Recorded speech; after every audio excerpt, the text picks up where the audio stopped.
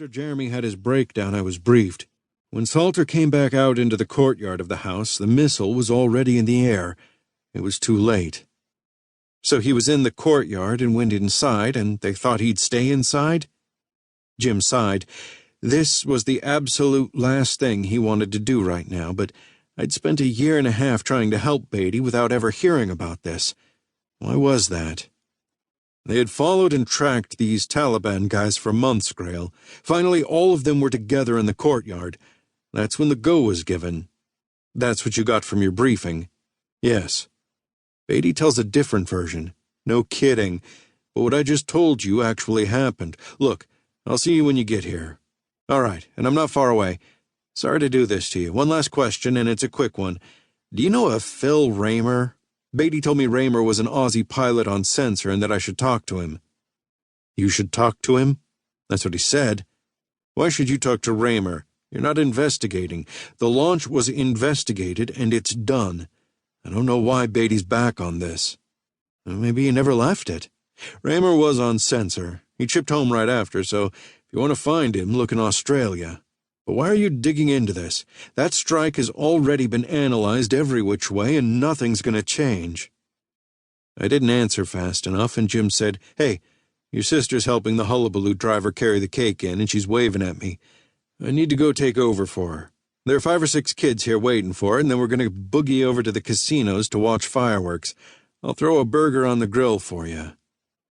He broke the connection, and I turned onto Lake Mead Boulevard with more questions than answers about the Salter strike.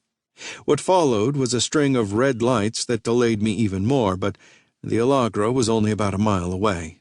I'd be there soon.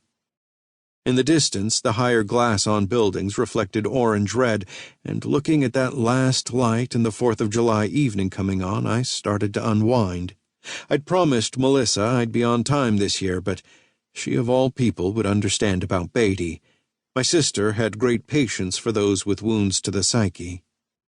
Truth was, I also thought Beatty needed to get on with life.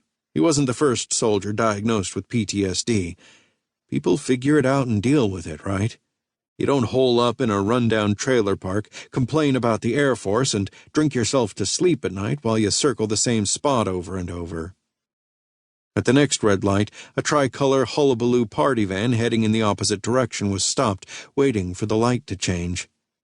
I looked across the intersection at the van and the driver, probably the guy who'd delivered the cake to the party. He was on his cell talking, but glanced over when he felt me watching. When the light changed and I pulled forward, a hard, deep sound paralyzed me. It was distant, not close, and yet I felt the blast pressure wave pass through as a voice in me screamed, "Take cover!"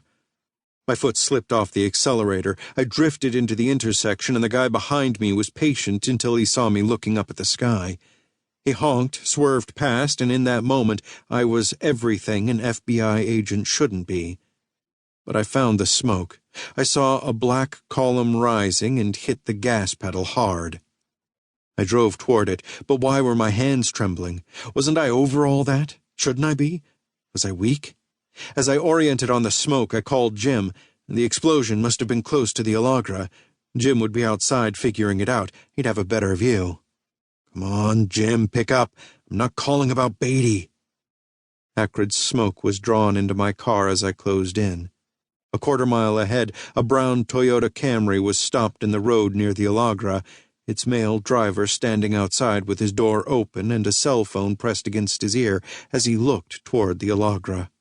I drove around him, looked over, and my gut wrenched. Smoke streamed from the Alagra roof. The big lot between the bar and street was carpeted with blast debris. Doors and windows were blown out. The front door had cartwheeled into the lot. I knew what I was looking at and called 911 as my car crunched through glass. I popped the trunk lid as a 911 operator came on. "This is FBI Special Agent Paul Grale. There's been an explosion."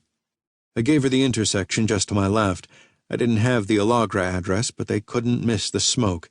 "We need a full response." "Special Agent Grale, we have another report of this as a fireworks cache explosion.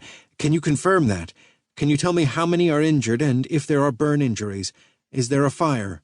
"I don't see a fire. I don't have a count yet. There's a great deal of blast debris."